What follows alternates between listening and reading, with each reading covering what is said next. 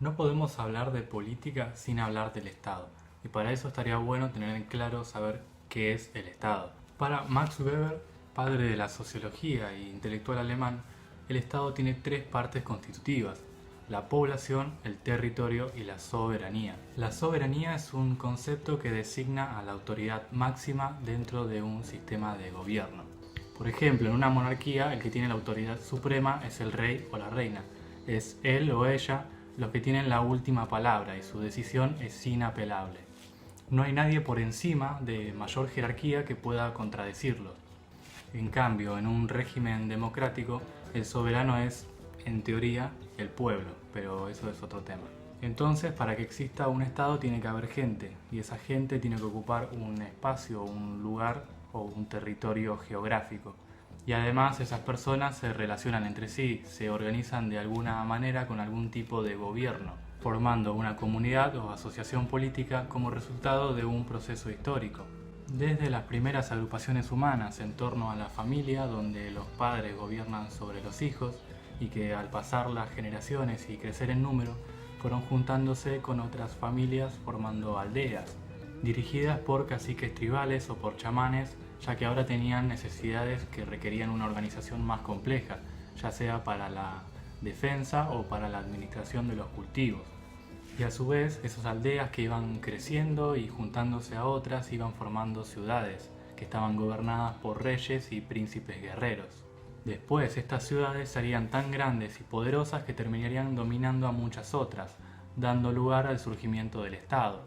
A medida que estas asociaciones políticas iban creciendo en número y en complejidad, iban dando origen a nuevas formas políticas que se adecuaran mejor a sus nuevas necesidades de organización.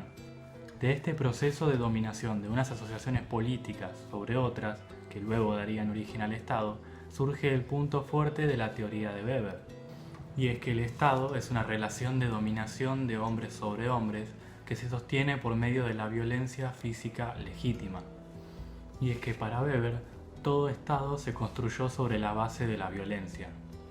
Y acá el mismo Weber hace una aclaración. La violencia no es ni el único medio que tiene el Estado, ni tampoco es el medio preferido, pero sí es su medio específico. El Estado no necesita estar todo el tiempo ejerciendo la violencia, ni tampoco es la única forma que tiene para ejercer y mantener su dominio. Pero sí es la violencia legítima el medio que caracteriza al Estado y que lo diferencia de otras asociaciones políticas. Que la violencia sea legítima implica que así es percibida por la población en general y que además está avalada por la ley. El Estado tiene el monopolio de la violencia física legítima y solo de él procede el derecho a la violencia. Hay muchos ejemplos que muestran cómo esto es extremadamente evidente. Si una persona mata a otra, esta persona es perseguida y apresada por el Estado, o por lo menos así debería ser. Pero si un soldado, en una guerra llevada a cabo por el Estado, mata a 200 enemigos, no solamente no va a ir preso, sino que le van a dar una medalla. Y ya si llevas a cabo un genocidio, te hacen presidente y te ponen el billete de 100 pesos. Ejemplos hay para aburrir. Hay una violencia que es legal y otra que es ilegal. Aclaro que no se trata de si está bien o si está mal, sino si está permitido o no por la ley y si es percibido como legítimo por parte de la población. Esto aplica también para asociaciones civiles como el boxeo, que al ser considerado un deporte y que se supone que los participantes son conscientes de los riesgos que ello supone, entonces se pueden cagar a trompadas sin que eso tenga consecuencias legales porque el Estado y solo el Estado puede permitirlo. Y ahora Weber se pregunta, si el Estado es una relación de dominación basada en la violencia y eso es bastante obvio, ¿por qué obedecen los que obedecen? Por un lado nos dice que esta dominación se puede justificar de tres maneras distintas. La primera es la costumbre o la tradición. Simplemente siempre se hizo así y no conocemos otra manera de relacionarnos. Nos parece algo que es así y punto y que no podría ser de otra manera y ni siquiera nos detenemos a pensar si eso podría hacerse de otra manera. Es algo que lo tenemos muy naturalizado. La segunda es la presencia de un líder carismático.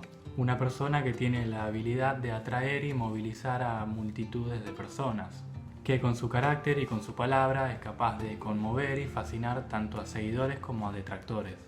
Los líderes carismáticos son personajes que se prestan a la idealización y al fanatismo, y ellos mismos se esfuerzan en crear un halo de misticismo alrededor de su persona, presentándose casi como seres mitológicos con capacidades sobrehumanas. La tercera justificación es legal, es creer en la ley como un acuerdo entre todos nosotros, como las reglas de juego que entre nosotros mismos nos damos, y creer en la capacidad de ese acuerdo de brindarnos cierto orden, estabilidad y justicia. Estas justificaciones buscan legitimar esa relación de dominación y que no sea percibida como algo malo por la sociedad, sino que sea aceptada como algo necesario, justo y razonable.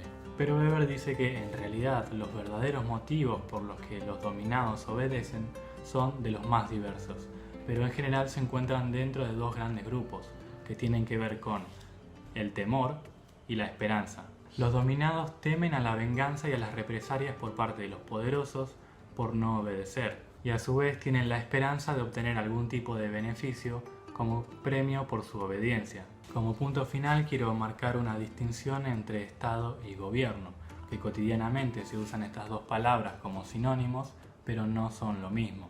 El Estado es, entre otras cosas, el conjunto de normas e instituciones burocráticas estables que le dan entidad como organización política. Por ejemplo, la presidencia y el cargo de presidente son instituciones. El gobierno son las personas que temporalmente ocupan esos cargos, que les permiten representar y dirigir al Estado. Pero esas personas no son el Estado. Una vez que abandonan sus cargos, por la razón que sea, esos cargos siguen existiendo y las instituciones que los sustentan también. En otras palabras, los gobiernos pasan y el Estado queda.